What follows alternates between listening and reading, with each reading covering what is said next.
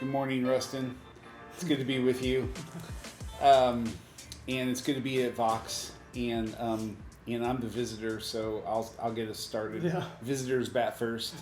But again, my name is John Bowles. If you haven't seen our teaching before, and I'm the pastor of Beggar's Table, and this is my colleague, Rustin Smith, who is the pastor of Vox Day, and it's an honor to be with you. And I enjoy our conversations so much. I really hope that we can offer something that you will be able to take home and be able to really engage and use, and that we can bring new meaning and new life to these words. Yeah. So we began a conversation a while ago on the Sermon on the Mount. So we just finished the Beatitudes. I think it was 2 weeks ago now that we finished kind of the first series within the series, which was on the Beatitudes. And I know when we decided to do this series, to choose the Sermon on the Mount, the COVID had already hit. And so we're in this time of COVID. Nobody knows what this is. Nobody knows how long it's going to last. And I know that we were both attracted to Jesus' words at the end of the Sermon on the Mount, where he says, whoever hears these words of mine and puts them into practice is like a man who builds his house in a solid foundation. And so we entitled this words to build a life on. And it just seemed really timely for COVID. And then, as we got going in the Beatitudes, more stuff started to happen in the culture that we never foresaw, but it kind of made them even more timely. I think a lot of the civil unrest that's going on right now, the Beatitudes were so helpful for me in kind of navigating through that. And now, as I was preparing for today, it struck me that this is really timely conversation in an election year. We have an election coming up, and people are going to be talking politics like crazy. And I just thought, this is timely for that, because we've already mentioned this before, but we can recap it, because the Sermon on the Mount can be seen as the politics of Jesus. He's outlining how we are to live together. In politic means... Well, there's that word. It's become a dirty word in our culture. Politics, when we say, well, he's just playing politics, or he's just being political, that's a negative connotation normally. But the word politic, we've said we kind of want to redeem that, because a politic, it comes from the word that just means city or community. So a politic is just your idea of how you're going to agree to live together. So I always use the example of when I was single, I could do whatever I wanted to do with the toothpaste in the bathroom. But when I got married, now we have a community, and we have to have a conversation about what's going to happen with our toothpaste arrangement, right? That's politics. That's doing politics. When we had kids that came along, we just, we put them in their own bathroom and we built a wall. But that's doing politics. So politics is just how you agree to live in community together. And then when you widen that out to a homeowners association, or a city or a nation and world, or Star Trek, or beyond, I suppose. It's expanding the boundaries of how we agree to live together. So that's a holy thing, and those called to do politics, I think that's a holy vocation and calling. So I don't want to be disparaging of that, or we'll all make our jokes as we do, and we're all frustrated as we are. But to serve one another in terms of doing politics is a holy thing. Should be. And so I don't exactly know how this will play out as we move on through Matthew, but needless to say, it will probably build bridges between this conversation and current circumstances and things that are happening in our country. And I think that it's particularly hard for us because we have been trained to live with bifurcated lenses politically. And the way that we do life, we feel like you have to be in one camp over here or another camp over here. So we call it conservative and liberal. We call it right and left. We call it, but the idea is that you have to choose. You have to be in one or the other, or define yourself as against both. But either way, you're still seeing the world that way. And in as well as I do, that this is not the culture Jesus lived in and came from, and the politics of Jesus. I don't think they are dualistic. I don't think they are right or left, or even right or wrong necessarily. It's a completely different politic. Yeah. That's why I would be bold in saying that the politics of Jesus cannot be co-opted by our government, our dualistic party system. Yeah. They can't be co-opted by our right or left. Yeah. They're the politics of Jesus, or what I call, and you know this because we talk about this all the time, but a politic of love. Yes. So instead of rotating on an axis of who gets the most in power, it rotates on an axis of love, which involves caring for and sacrificing for one another, which is very foreign. And I think that if once we make a decision to live in the politic of Jesus, that we are immediately going to be misunderstood by any other politic. Yeah. And it doesn't matter at what point in history we're talking about, whether you live in a monarchy, whether you live in a dictatorship, or you live in a theocracy. I always think of Rome as kind of a theocracy because the idea was that Caesar was a god. Yeah. It was a little bit of an oligarchy too, is what they call it when it's ruled by the Senate. And but still, or if you live today in America and you live in a dual party democracy, you're still going to be misunderstood if you try to follow the politic of Jesus, the politics of love. Yeah. Well, I love the language you used of axis, that it rotates on a different axis. In other words, it's a completely different and foreign way of thinking about almost everything. Yeah. And what called to mind was the conversation that Pilate had with Jesus right before the whole event of the cross, and the exchange that they have, which is kind of those two ways of thinking coming in and colliding. Right. And Pilate's great question about what is truth, and the silence of Jesus in response to that, that it's just such a dramatic coming together of, like, we can't even talk about truth because we have completely different ideas about that. And of course, for both of them, truth meant the cross, but for Pilate, he meant the cross as truth, as in, I'm going to dominate you in the way of Rome. And for Jesus, he meant the cross is truth also, but in the way of, I'm going to give myself away to expose, confront, and defeat evil. You know, that's great. It's a little bit of a foreshadow of what we can expect as we follow Jesus, is to be very misunderstood. Where we left off in the Beatitudes was with the idea of being persecuted. That's the final beatitude that Jesus talks about. Right. And sure enough, I mean, Rustin, I'll put it to you this way. Recently, I was accused of being wishy-washy. And I realized that I was accused, the person who was accusing me was someone who had extreme, what we'd call fundamentalist. He happened to be on the left side of the spectrum politically. But I realized that he was a fundamentalist left-winger, and I told you about it, and you said something pretty profound.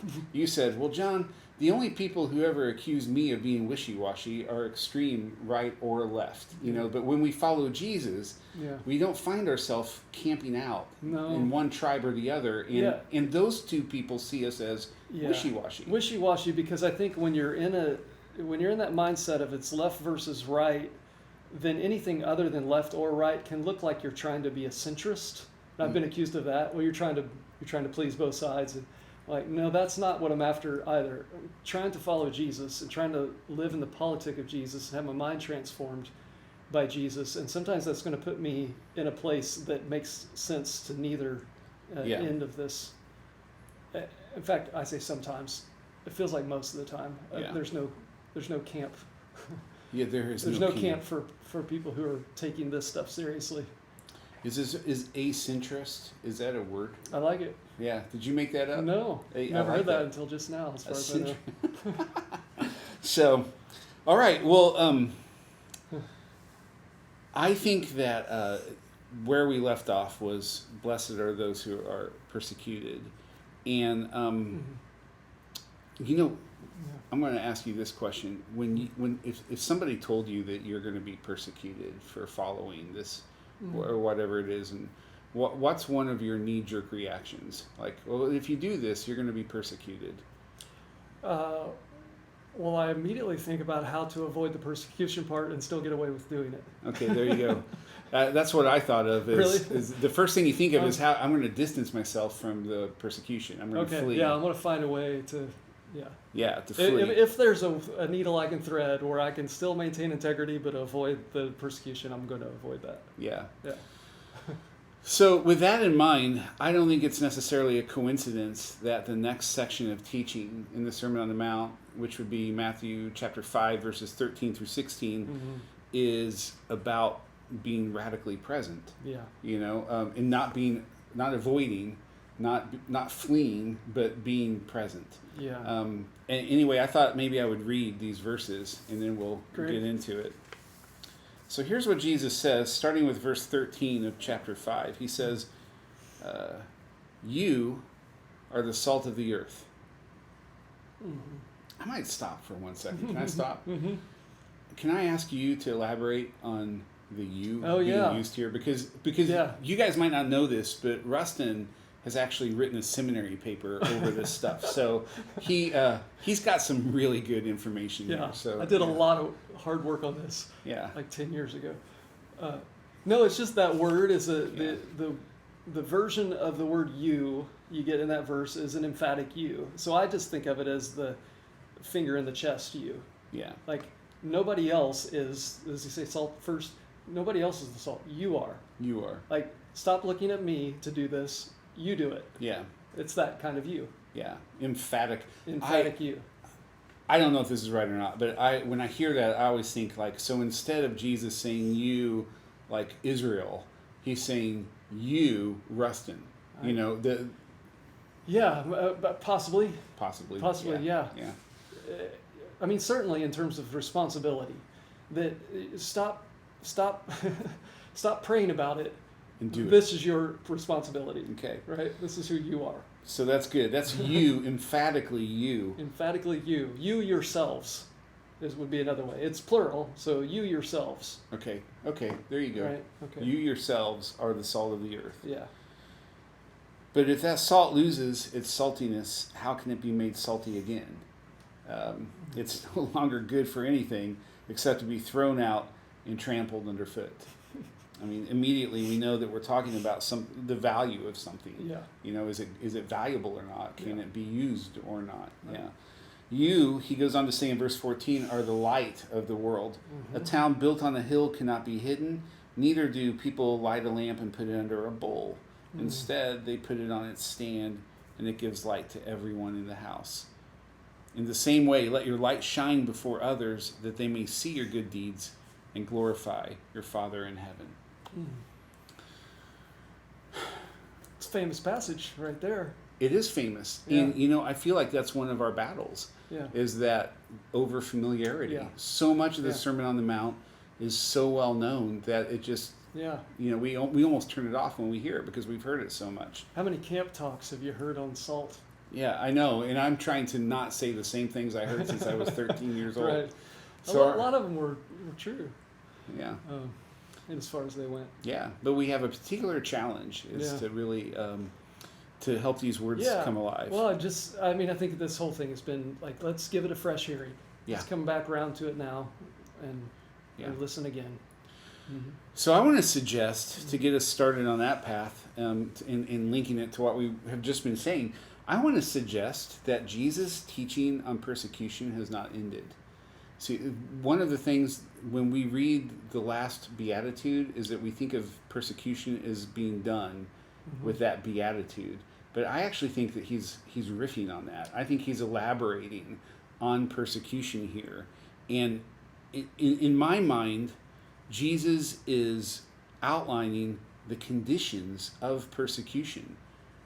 Living as salt and light will set you up to experience a certain persecution. So there's a tension here, Rustin. Yeah. I think salt and light provide a tension that is, first of all, is really difficult for us to live. We'll get into that. And second of all, will lead to being misunderstood, at the least. So that's the framework of persecuted. Yeah.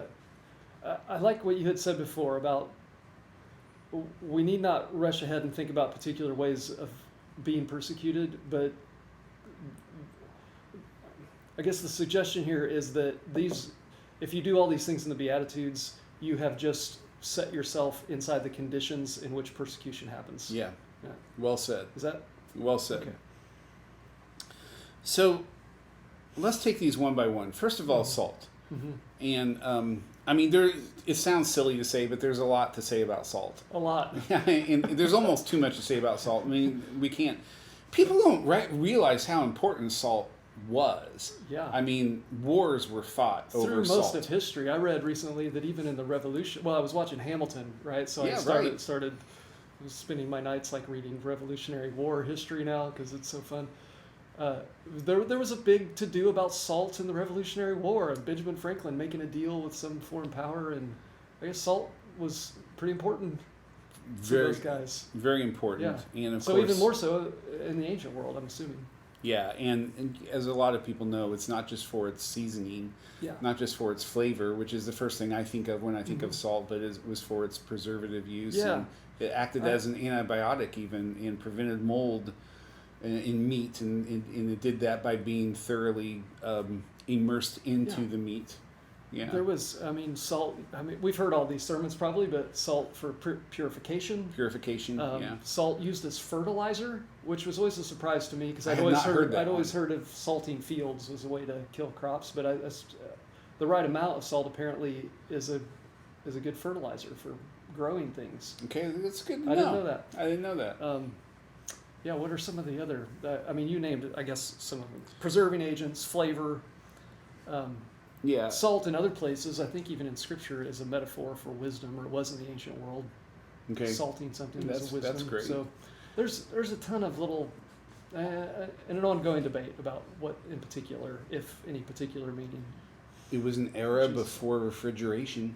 Yeah, There was no way to preserve Yeah. things, and salt was used for that. Yeah. As crazy as that sounds to us. But, yeah, and like you said, there's all these different ways that salt could be used, but the important thing is that it was used, and that it was valuable, It was and that valuable, it was yeah. important. Yeah. And I... Roman soldiers were dispatched with a measure of salt on their person because it was seen as valuable for trading, but also for survival. Oh, it's great. It's interesting. When I was in Boy Scouts, they used to give us salt pellets. Really? Yeah, like to keep us healthy, but I think that now we know that's unhealthy. Yeah, it's the opposite. Eat all these salt pellets. That's a tangent. You are the salt pellets of Yeah. the world. But I think kind of what I zero in on is that it worked at whatever it was doing because it was mixed in. It had properties that salt has properties that can't absorb water, and that makes it work when it's mixed into, especially something that you're trying to preserve, like meat. Yeah. And so when I think of salt, I think of But not only qualities of preservation, but the quality of necessity. Like the world wouldn't function without salt. Right. In those days. yeah. Yeah. So it's a high honor to be called salt of the world. Okay. So when I think of salt, I think of proximity. Mm-hmm. I think of being really present, because that's what salt is. If it's going to work, it has to be so present, like almost mixed into whatever it's preserving, so that we don't even see it necessarily, but it's there. Okay. Its importance is felt. And so I hear that, and I feel like Jesus is saying, if you're salty, then you're amazingly proximate with people, with the culture, with the world. Yeah. You are there. Does that make sense? Absolutely. Yeah.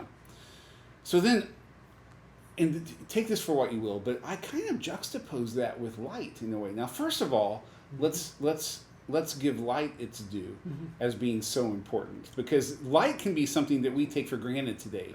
In the age of electricity, in the age of technology that we have at our disposal, our phones give us light. I mean, we can do so much, but light in the ancient world was like a valuable commodity almost. Yeah.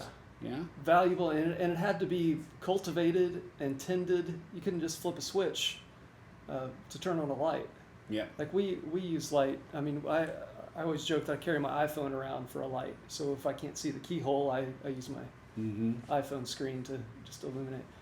But yeah, light in that world is not instant or easy. So super valuable, and you had to have a relationship with it. You had to cultivate it. You had to keep it going, right? And being without it could be very dangerous. Yeah, totally dangerous. Probably was not as available to a lot of people as we would think, you know. So you really relied on the sun for more than just... Yeah. It's maybe something that salt and light have in common, if this is in the mind of Jesus, that these are two of the most valuable commodities in the ancient world, salt and light. Yeah, exactly. So you've got that value. Yeah. But when I say juxtaposed, what I mean is whereas salt is kind of mixed into its properties, light is the total opposite of darkness, and that's what makes it effective. You've got darkness, but when you have light, it stands against darkness. Yeah. And it's whereas salt is hard to see because it's so proximate. Yeah. Light is totally other than. Yeah. It's like, oh, there it is. You can't help but notice it. Right, salt kind of mixes in and even brings out flavors in food, for example. Right. But light completely obliterates darkness. It obliterates darkness, and therefore it's useful that way. Yeah. So both of them have this use, Yeah. and in some ways they're juxtaposed. Yeah, I get it. Yeah. So some people would suggest that what you've got here is intense proximity on the one hand, and holiness on the other hand. Yeah. And when I say holiness, I mean otherness. Like light is completely other than dark. Right. So we've got Jesus telling us to live holy and be other than the culture around us and the people around us. Yes. So that people will see. And he's also telling us to be amazingly proximate to the people around us and the culture around us so that we are felt. You know, and you've got those two together. Yeah. Which sounds amazing and sounds great, but I think creates a tension. And so anyway, what I was thinking through is the tension is that in practice, Rustin, usually it's easy to do one or the other. And when we do one, it tends to cancel the other out in practice. I'm not saying it should. I'm not saying it has to. I'm just saying naturally, if we're not careful, that's what happens. Yeah. So in other words, when we get serious about being other than the people around us and other than the culture, and I'm not going to cultivate the values of my culture. Instead, I'm going to cultivate the values of Jesus, and I'm going to try to live according to this politic of love that we talked about, you know. And I'm going to be other. I'm going to be separate than everyone else. Usually, when we do that, even if we don't mean to, we tend to separate ourselves. We become other. You know, in maybe even not relatable anymore. Yeah. Maybe we live in our own neighborhoods where nobody who doesn't think like us live, and we go to schools where nobody except people that think like us go to school, and we work where only people that think like us work, and you know, pretty soon we found ourselves like in an enclave. Yeah. And so there's tons of examples of that, right? I mean, that's what tends to happen. Yeah.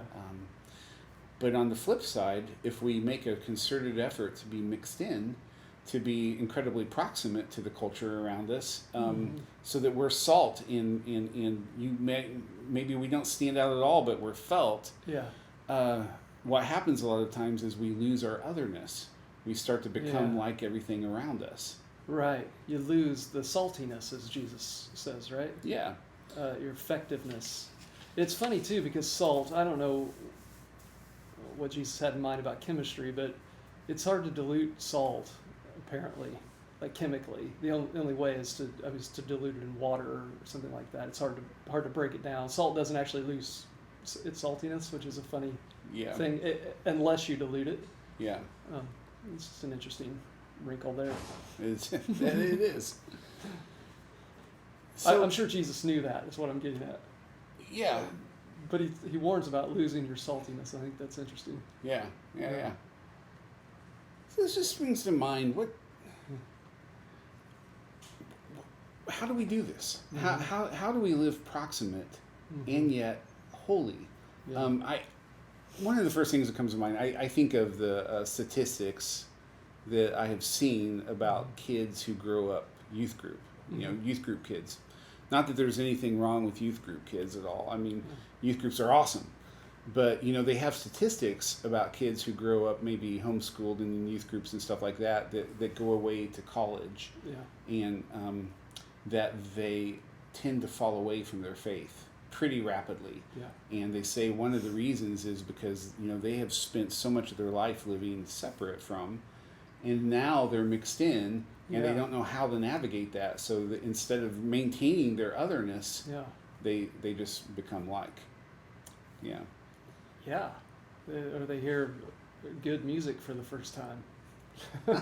They go, look what I've been robbed of all of my life. I've been missing out on Led Zeppelin my whole life. Yeah. So, I don't know, Rustin, do you have any practical suggestions on how we can live this way? Proximate and other? Yeah.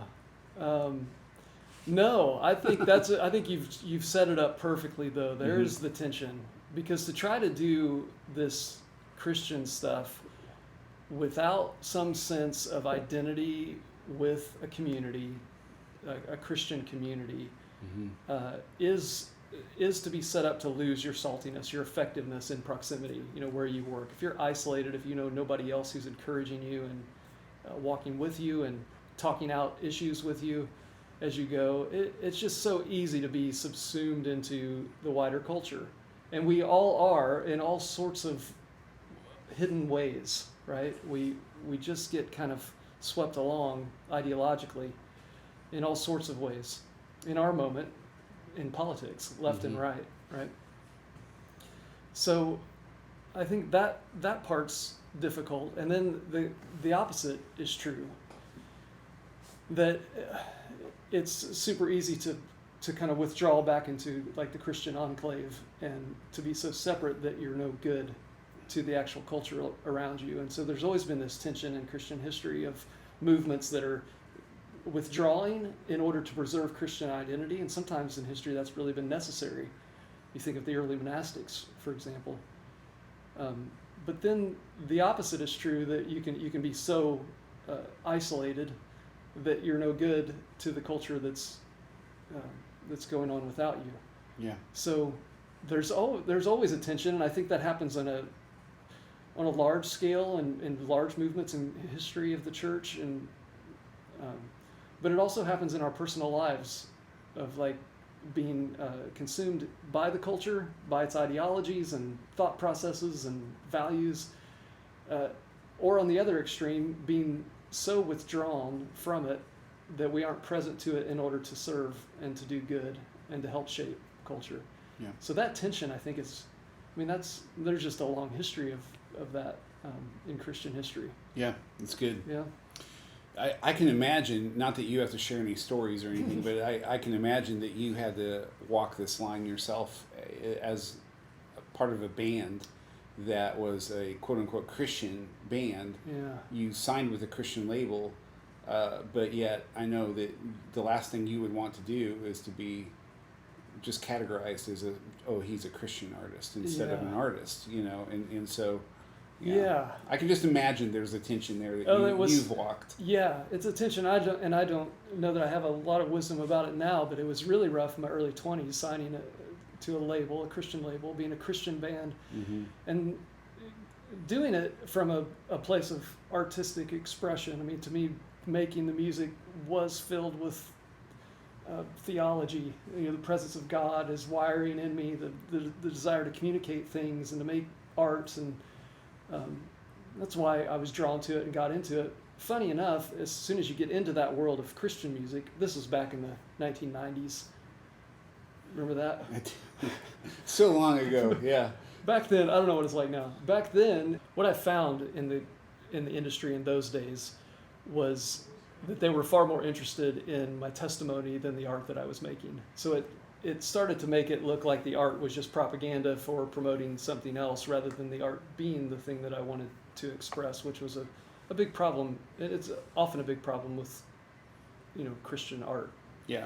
But that speaks directly to this question of, or the tension between being proximate to the world, doing things that are going to connect with people, and being separate enough that you still have something to say that is distinctly Christian.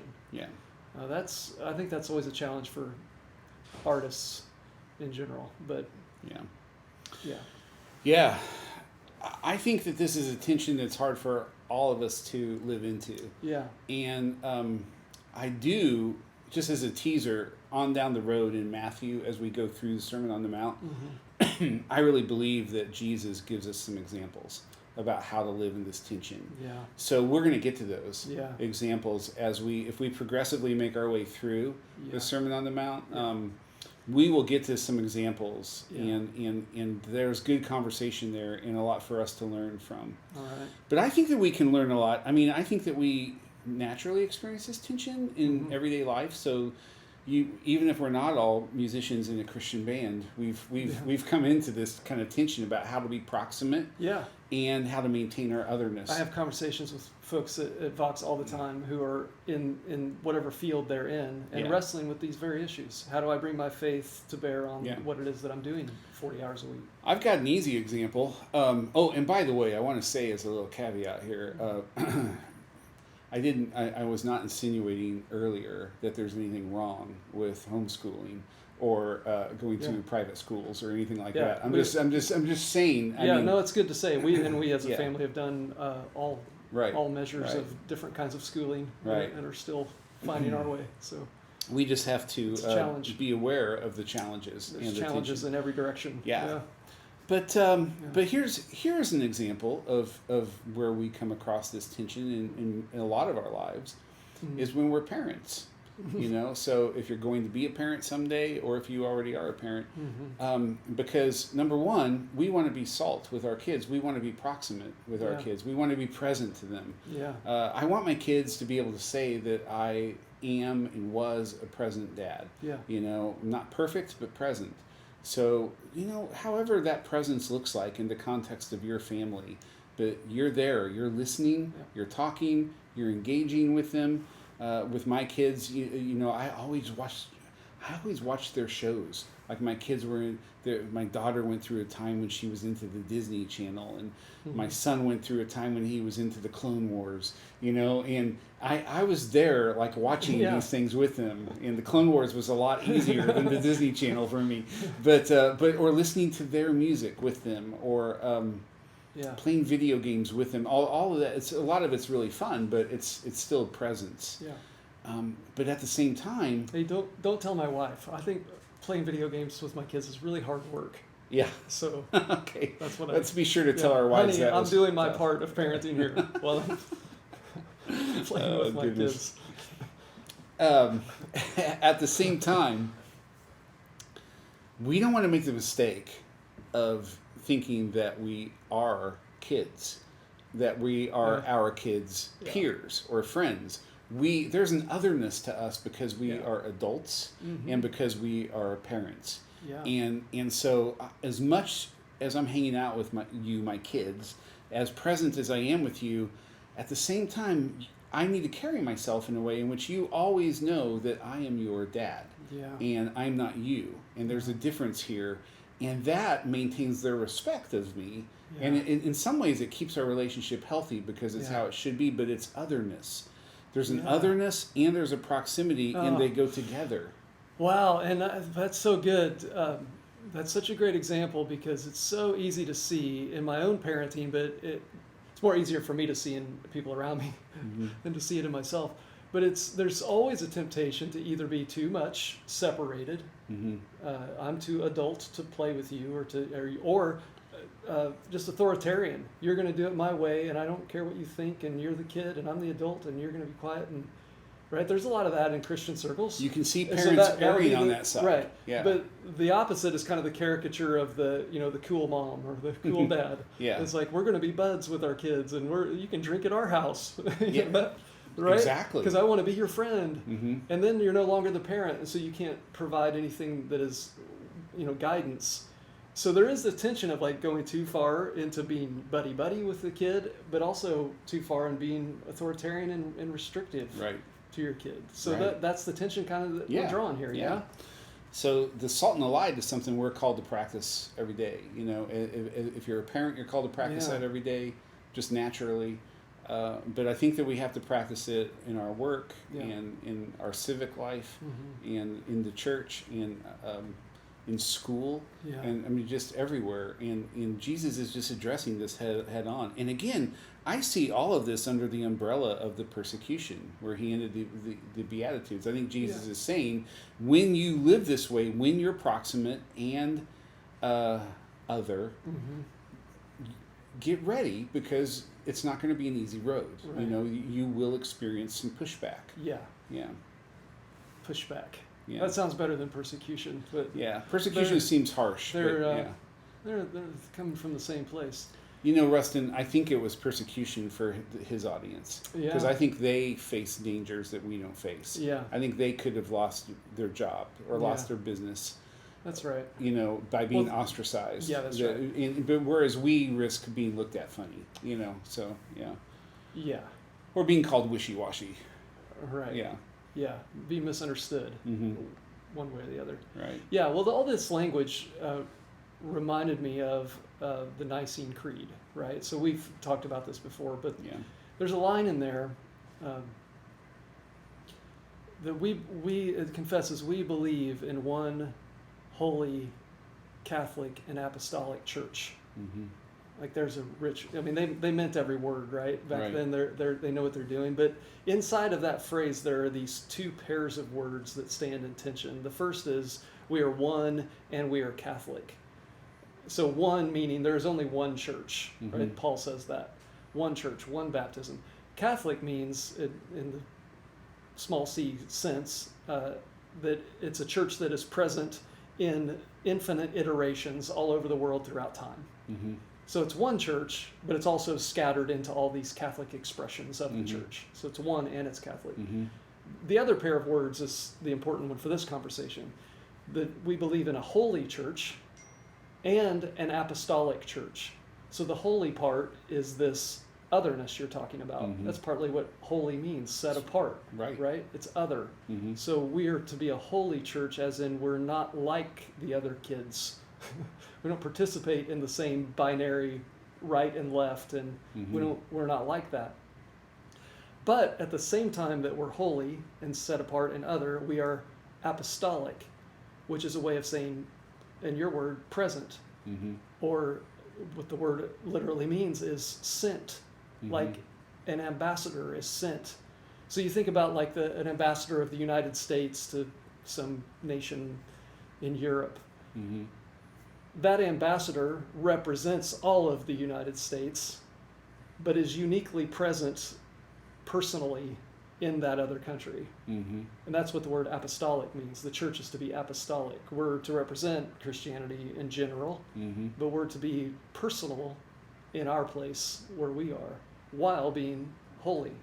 We're other, but we're present. We're holy and we're apostolic. Mm. I love that. Yeah, those people were brilliant who wrote that. Yeah. So this tension Yeah. is just within the language Yeah. that is our calling in the Nicene Creed. Yeah. Yeah. So we could say it like this, just to drive it home. Holy and apostolic is to be light while being salt. Mm-hmm. Exactly. Yeah. Yeah. Well, thanks for that, Rustin. I appreciate this conversation so much. Yeah. And I think that this is the tension that the Jews must have felt when they heard Jesus for the first time. You know, if you think about it, they were probably expecting either zealots to be zealots, which were people who fought Yeah. for the new kingdom, or Essenes who pulled away. And I think Jesus is just outlining a third option, which is like Yeah. something that they hadn't imagined before, which they were Yes. probably just going, God, that just sounds really hard, because it is Yeah. really hard. And then Jesus elaborates on how hard it is as he goes along. But Yeah. that's kind of the purpose. That's what it's Yeah, about. and he's going to have to elaborate because it's, as we said, a new way. Yeah. It's not let's just take the best ideas from this side and just find a centrist kind of middle Mhm. way that appeases everyone. We're going to lay down these binary, bifurcated lenses, Mhm. and we're going to have our imaginations completely transformed Yeah. by this new kingdom, this new way of life. Yeah. That's going to take a while. Yeah. Well said. Well, Yeah. that sets us up to move on in Matthew, and we look forward, of course, to doing that next week. And Yeah. thank you guys for joining us. Yeah, thanks. And I would like to just leave us. I won't read the whole Nicene Creed, but I would like to leave us by just reading the last part of the Nicene Creed that has this language that you alluded Okay. to. So we've already talked about how we believe in one God, in one Lord Jesus Christ. And now we move into we believe in the Holy Spirit. Mm-hmm. And when we say that, we say we believe in the Holy Spirit, the Lord, the giver of life. He proceeds from the Father and the Son, and with the Father and the Son is worshipped and glorified. Mm-hmm. He spoke through the prophets.